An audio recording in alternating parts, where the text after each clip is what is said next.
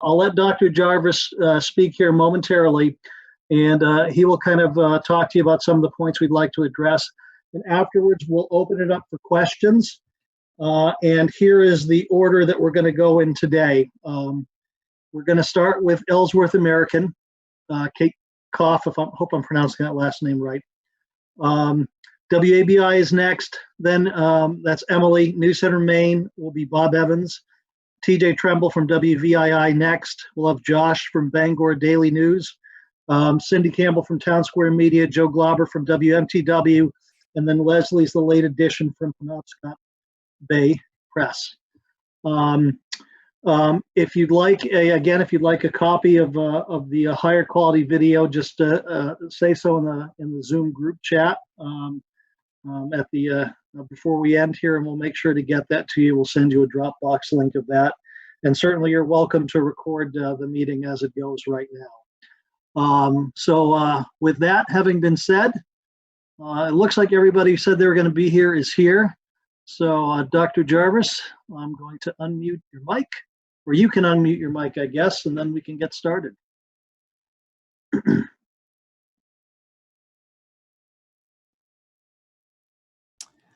Good afternoon. Once again, I am still Dr. James Jarvis, the Clinical Incident Commander for Northern Light Health's response to COVID-19, and I thank you all for joining us this afternoon. I have a few remarks. We have a small demonstration, and then we'll open it up for questions. First, I want to talk about our healthcare workers who are on the front line of fighting this disease. There were reports in the media that healthcare workers were somehow the larger percentage of individuals who are tested positive for COVID-19 in the state of Maine. I want to remind your viewers and your listeners and readers that we are only testing a limited number of people, and that includes inpatient or those sick enough to require inpatient care, healthcare workers, first responders, and those living in congregate living facilities such as long-term care, homeless shelters, and the like. Because we are doing limited testing, the percentage that we see of individuals in any one category is not in any way representative of what we know is out in our community. We do know that there is community spread, and we do know that some of our healthcare workers are susceptible to getting the virus just like anybody else when they're out in the community. It is important, however, that we know that their risk while they're at work is higher because we do take those patients in that already are infected with the virus. We have been taking every precaution that we can in order to limit that spread and to protect our healthcare workers. And so one thing that I did want to bring up is ways that our community can assist in this. And so first, I want to thank everyone for their generosity. We have had people donate personal protective equipment to our facilities. We have had those that have been making cloth masks that we'll talk about in a little while. But here's another way that the community can help. And so that is to help our providers to be comfortable while they're wearing the mask that we're now requiring them to wear throughout the day while they are working. And so I'm going to turn things over to Deb Sanford, our Vice President of Nursing here at Northern Light Eastern Maine Medical Center, to demonstrate what I'm talking about and how you can help us with cloth headbands that help to protect our staff while they're using their face masks. So first, before you touch the headband, our healthcare workers are washing their hands with sanitizer, and you pick it up and you put it on your head. You re-sanitize your hands, and then you pick up your mask in which you're using, and you put it over your face and hook it to the buttons here. And what makes this most comfortable is because it's hooked to the buttons and it's not behind our ears all day, which makes rubbing and soreness. And then when I'm finished putting my mask on, I again clean my hands so that there's no contamination and I can move forward. Thank you, Deb. One of our employees has already taken on the effort, Holly Warman, an executive assistant at Beacon Health. She has spent her weekend cutting and sewing and has made the supplies, except she doesn't have the buttons. She's expecting those buttons to come soon, and she will be adding those to our supply. I'm going to show this picture here of Holly dutifully working away at her sewing machine, making these wonderful things for us. On our website, we will have instructions on how you can help perform that for us too, and then a place where they can be donated so that we can get them out to our staff. again, the headbands simply make it so that those masks are more comfortable for those individuals who will be wearing them during their entire shift at work. I did want to talk a little bit about cloth masks. We have heard in the media, and you've heard the president say the advisory that people, non-healthcare workers and non-first responders, wear cloth masks when out in the community. This is an attempt to, again, decrease the spread of the virus in addition to social distancing. And I can't stress enough that social distancing is the most important thing that we can do. What cloth masks do is cloth masks actually prevent us from spreading the virus to other people if we may be infected and are asymptomatic, and so therefore think that we are safe to go out in the community. The mask provides a little bit of protection from you catching the virus from somebody else. But really the intent is if we all wear masks and we all do good social distancing, we can limit the spread from those individuals who are asymptomatic to those who are at most risk. And so that's why it's important. I will say that even just walking around the hospital today, I have noticed that healthcare workers wearing their hospital grade masks have sometimes lapsed in their social distancing. And that's what I want people to remember, however, is that even while wearing the mask, you have to remain that 6 feet away from other individuals as much as possible. We hope that the mask will remind people to do that. We hope that the mask will keep people from touching their face. But I do worry that individuals will think of false sense of security, and this is no time for us to let up. We are so fortunate here in Maine that our numbers are low, and we need to keep them low. And the best way to do that, practice that good hand hygiene, washing your hands with soap and water for 40 seconds, using hand sanitizer if that's not available, making sure that we're cleaning those shared surfaces like tables, countertops, keyboards, phones. And I know you've heard me say it over and over again, practice good cough and sneeze etiquette. Cough or sneeze into a tissue and throw it away, or cough into the crook of your elbow. These are the things that will help to keep our Mainers safe. And with that, I'll open it up for questions. Okay, thank you very much, Dr. Jarvis. And today, Ellsworth American is going to be starting the questioning. Kate Koff, am I pronouncing your last name right, Kate? You are, just like it looks, unfortunately. Okay. Thank you, Dr. Jarvis. Two unrelated questions. Can you tell us what software you're using for telehealth and how you're protecting patient privacy and staying HIPAA compliant?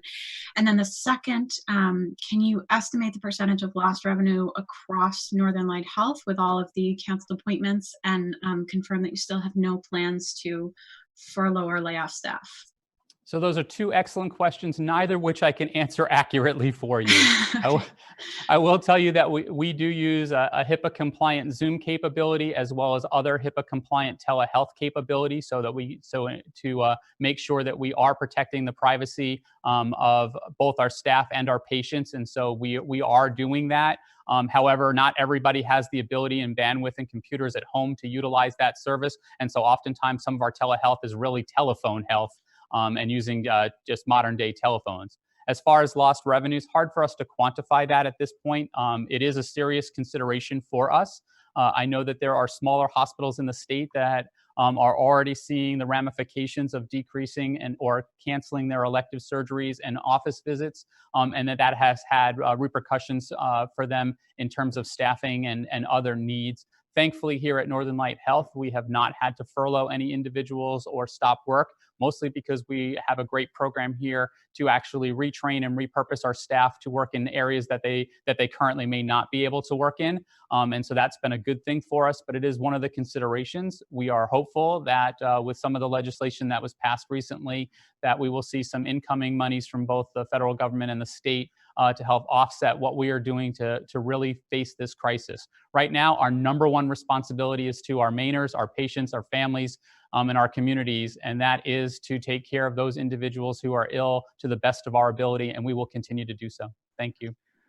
And really quickly, Kate, I can see if I can get some follow-up for you on those questions from somebody who might have some answers on that.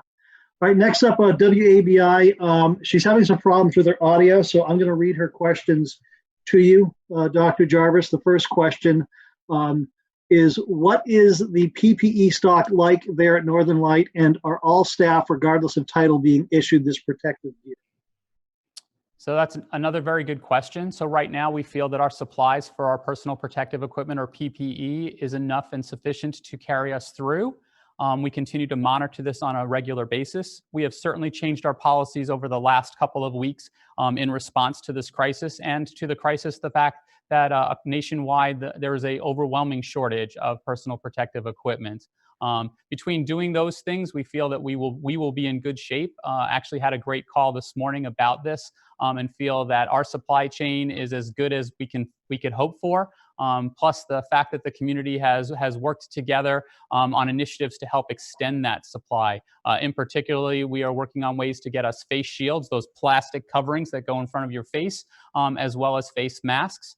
We are concerned about those precious N95 masks, and that's the reason why we are doing all of the limited use of our PPE and extended use of our PPE in order to make sure that we have those for what we expect to be a surge of patients in the next couple of weeks. I hope that answered your question. Okay, and the second part to her question is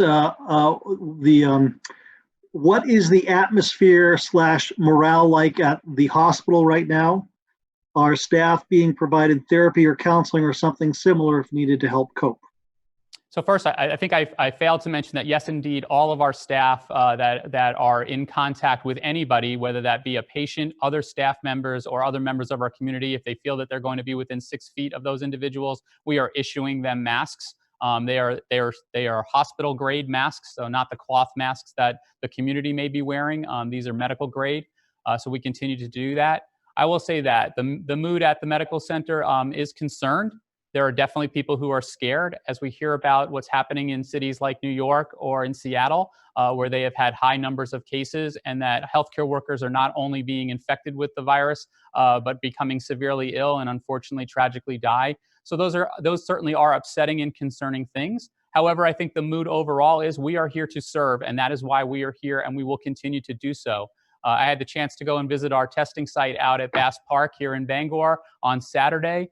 People were upbeat. They were proud of the fact that they were out there. It was wonderful to see. We had 3 people working the front line there, one from Northern Light Eastern Maine Medical Center, one from St. Joe's Hospital, and one from Penobscot Community Health Center.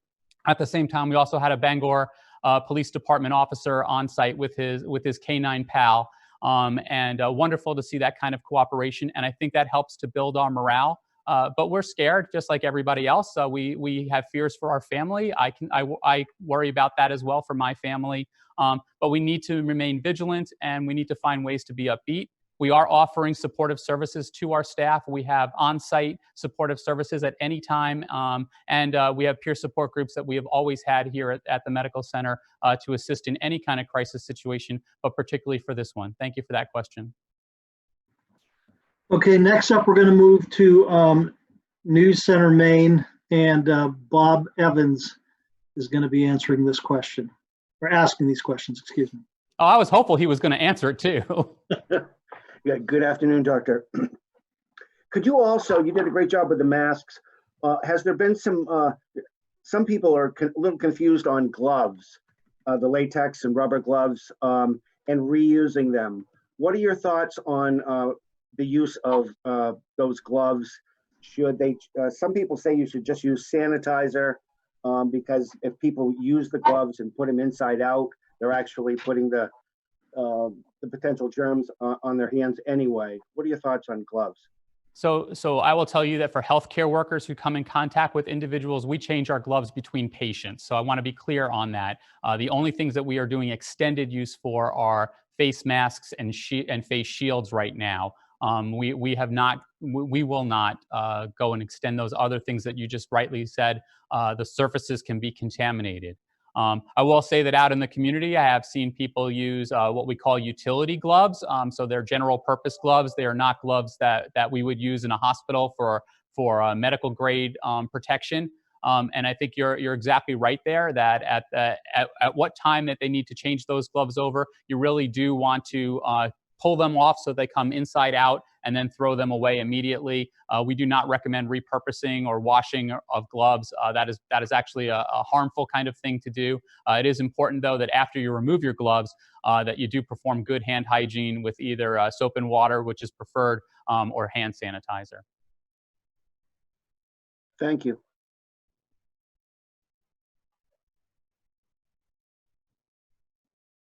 All set, Chris. So, all right, thank you, Bob. Okay, so next up, we're going to go to WVII, and that's going to be TJ Tremble. Good afternoon, Dr. Jarvis. Hi, TJ. How are you? I'm well. In fact, my first question is just a housekeeping issue. The lady who gave the demonstration, her name and her title? Her name is Deb Sanford, Sanford, and she is the Vice President of Nursing at Northern Light Eastern Maine Medical Center. Excellent. Now, And a very good friend of mine. we won't hold that against her. Recently, I learned that at Northern Light Eastern Maine Medical Center, there's the ability and capacity to get a test result in 70 minutes. Is that the case across Northern Lights Health Network? For the most part, it is. One of our hospitals, the hospital down in Mercy, uses a different lab than we do for some of their testing, and so those times might be a little bit different for them. But for the rest of Northern Light, I will remind you that it takes about 70 minutes for us to process the test here on site. So that means if the test if the swab is taken up at AR Gould in Presque Isle, there is that transportation time to get it down to us that has to be added into that. For most of the time, we are quoting somewhere between a 3 and 4 hour turnaround time for most of the tests that we run that we need to get done. And again, remember, we are only testing those tier 1 individuals, which would be those that are sick enough to be hospitalized, healthcare workers, first responders, and those living in close quarters in a group setting. We will be probably expanding that a little bit more in the coming days to weeks, because we do know that there are individuals who we've been holding off doing procedures on them while we adjust to this crisis, who may need to get those procedures done. And if they have symptoms, we may need to clear them before we do those procedures. So there may be some changes to that, but that will all be done internally, and those decisions will be made at the highest level to make sure that we are protecting our resources and making sure that we are testing appropriately. Thank you, sir. Appreciate Very your time. welcome. All set, TJ? Good, Chris. Thank you. All right, thank you. Okay, next up, we have Josh O'Keefe from the Bangor Daily News. Oh, Josh, hold on one second. It didn't unmute. Can you hear me? Oh, yeah, okay, looks like you're up now. Sorry. Okay, no problem. I'll trigger hug you. Yeah, it's all good. Thank you, Dr. Jarvis. I was just wondering, I know you had said earlier there was no plans to furlough workers, but from what we're hearing, there's a lot fewer patients coming to the hospital for obvious reasons. If they don't have problems that are severe enough to warrant hospitalization, they're staying away. Non-essential services, of course, have been reduced. I guess my question is, for workers in outpatient clinics, for example, are they still doing the same sort of work schedule? Are they still being staffed the same way? Or has that been changed due to lack of demand for those kind of outpatient services? So first, I want to say that any day, regardless of the situation, we always monitor in order to staff appropriately. So that's both at the medical center and our ambulatory facilities as well. So that's a normal part of practice that healthcare does. We cannot predict things. If medicine was a nice predictable fashion, we would know when women were going to come in to deliver their babies. We would know when people were going to get sick, and obviously we do not know those things. So we always adjust staff. I will say that our outpatient practices are really ramping up what they're doing as far as telehealth goes. I know at the end of last week, we had done over 4,000 telehealth visits across the state, and we continue to increase that number. So we need to continue to take care of individuals. Those individuals who have chronic diseases didn't stop having those chronic diseases just because COVID-19 is now in our community. So we still need to reach out to them. They still need healthcare. They still need advice from their providers, and we continue to do that. We do expect that we will see an increase in the number of people infected with COVID-19 who have symptoms and do need to be seen, and we are making every effort to be prepared for when that happens, and at the same time still be able to care for the general population at large and their health conditions. And so that's why we're still on site, still doing the things that we do. When we're in some kind of emergency situation, we often have our staff do things that they ordinarily would not do, and we continue to do that now. There are some of our outpatient providers who have asked if they can help us here at the medical center should our volume get high here. And we are actually doing some on-site training for those individuals so that they can be better prepared to take care of patients who they might not have seen for a while because they've been working mostly in the outpatient setting. All of that stuff is continuing to go on, as is our normal day-to-day operations. Most of the patients here in the medical center are here because they have the typical medical needs that we see day in and day out. Gotcha. Thank you. And the other question I was wondering about, have you got any requests from other medical providers that have been harder hit, for sharing resources in any way? I'm just wondering if that kind of thing is going on at the moment. Yeah, so that's an interesting question. We have had some of our physicians who have felt the call and the desire to go to some of what has been labeled as hotspots around the country. Some of that is simply just because it's a desire to lead and to serve, and some of it's because that's where their family is located. The caution there, of course, is that if you go to one of those high-risk places, is coming back here to work when we need you here. And so we take that very seriously and we discuss it. As far as resource allocation, that is an extremely difficult question. I have been very frank in these press conferences to say that I am disappointed in how our government, both at the federal and somewhat at the state level, have not come out to help to manage that particular process. To me, it is unconscionable that we have states competing against each other for our resources and that we have hospitals doing the same thing. And soon you're going to hear those same kind of stories in our nursing homes, in our shelters. It's a problem for us. One of the better reasons to belong to a health system that's large like Northern Light is that the 10 hospitals, we can share resources and we can do it rather easily without having to worry about regulation or violating any laws or impeding somebody's ability to make money. Those things are not our concerns right now. Our concerns are making sure that the communities that those 10 hospitals serve are well served. And we continue to share those. I will say that in and around the state, working in conjunction with the Maine CDC and the Commissioner of the Department of Health and Human Services, we have great resources. I speak to my counterpart at St. Joseph Hospital here in Bangor almost daily, probably several times a day. And I speak to my colleagues at the other 3 big health systems in the state multiple times a week. We are all in this together. We do not see each other as competitors. We see ourselves as collaborators, and we will continue to do so. We are blessed to live in a state where we see each other as just members of the same small town. And it's what makes me so proud to come to work every single day. And it's what lifts my spirits during this troubling time, especially as I have to make certain tough decisions that I would have never made just as little as a month ago. And so it is a pleasure to work for this community, to work for this state, and to work with my partners around this state. Okay, thank you. And next up, we're going to have Cindy Campbell from Town Square.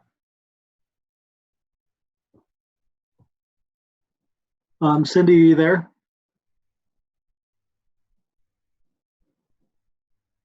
Oh, okay, maybe we lost Cindy. Cindy, if you pop up again at some point, if you're having audio problems, you can just text me, and I can always ask the question for you if you send it in the Zoom group chat. So we'll move, in the interest of time, we'll move on to our next interviewer, I guess is the right way to put it.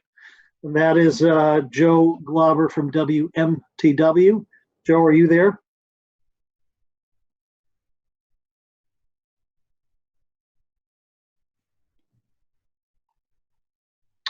Hello? Okay, well, it looks like that's strike 2. Leslie, I think I see your picture up there, so we're going to move to you next. Leslie, I just got to find you here on the thread.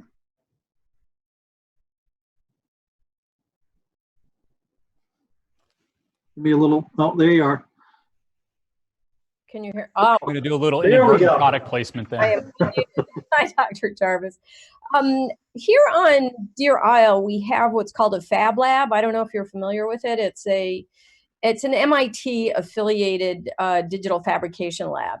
And they've been making something called a Badger Shield, which is a face shield used by hospitals. It was designed, it's an open source design.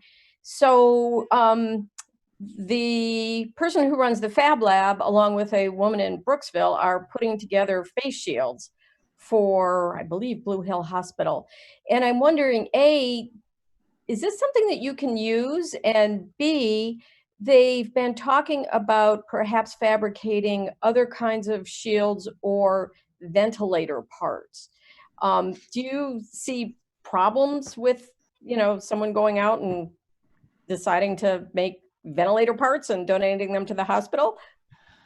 So I will say that we have partnered with several different companies here in the state of Maine to make certain pieces of equipment for us, face shields being one of them. Typically, we work in a partnership where we provide them the specifications, and then we actually test to make sure they do the things that we need them to do. Obviously, a month ago, I would have never said that that was something that we could or should do. It's something that we must do now. And so certainly if there are companies out there that we have not reached out to from Northern Light, or they are not associated with any of the other hospitals in our state, providing us that information, we will be glad to discuss with them what they can do for us, and make sure that that stuff, that anything that they produce is safe for us to use. And meets our specifications. It's one of those reasons why we have not used cloth masks that the community has been so generous to be making, is because they do not meet the standards that we need to protect ourselves in the conditions that we have here at the medical center or other hospitals, which is very different than the conditions than when you're just out in the community. And if you feel more comfortable wearing a cloth face mask, that's adequate. So where would somebody go to within the Northern Light system to? We can provide you guys with contact information for those individuals. Okay, Dr. Jarvis, I apparently found an email from Joe Glauber, so he might have sent me the questions that he wanted to ask you, and that's why he wasn't present. Okay. So I've got two of them. I'll start with the first one. You might have addressed some of this already. What are the latest recommendations on self-made masks, and why? Was the first part of the question.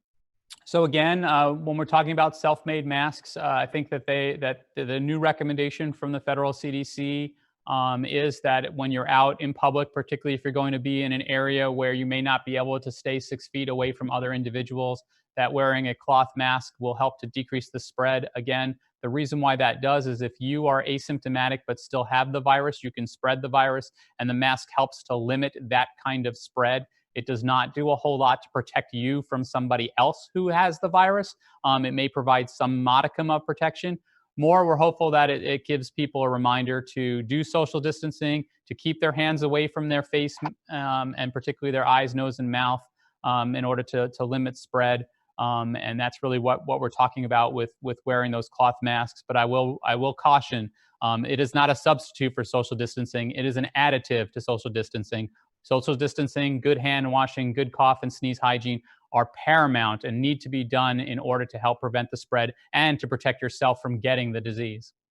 Okay, and the last question from WMTW is, should average citizens avoid buying certain type of masks in order to ensure supply for hospitals and other healthcare facilities? Yes, we are asking that nobody on their own purchase any medical grade equipment at all, but particularly personal protective equipment.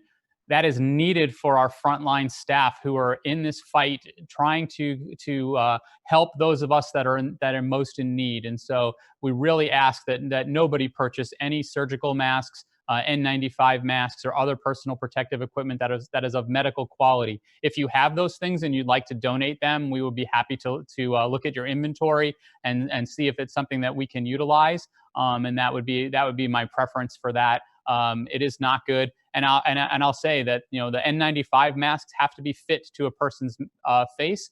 And so if you're buying it from Amazon or some other place, you have no idea whether that's the appropriate mask for you. Here at the medical center, we test everybody before we allow them to wear those masks to make sure that they are the right size. You may have heard in the media that a few states received some masks from the federal stockpile and found that they were given children's masks, which of course do no good for those of us who are adult sized. So, Dr. Jarvis, thank you very much for your time. Members of the media who are here for this press conference, thank you very much for your questions. Oh, I'm sorry, Dr. Jarvis, did you have something you wanted to say? I was just saying thank you. As I said before, you guys get our message out way faster than I could ever do it on my own, and so we appreciate that you are assisting us in this, because we need facts and data, not fear. And so getting those messages out are extremely important. And thank you. Okay, thank you, Dr. Jarvis. Thank you, members of the media who are here. One thing before I let you wrap up, if you could, and I know Cindy Campbell, I've got you saying yes, you'd like the Dropbox video. If y'all could type in the chat box if you want the Dropbox video, we will put it in the Dropbox and we'll email it to you. Just let me know in the chat box that you're interested in having that. We probably won't have it available till probably the earliest 3:30, if not later than that.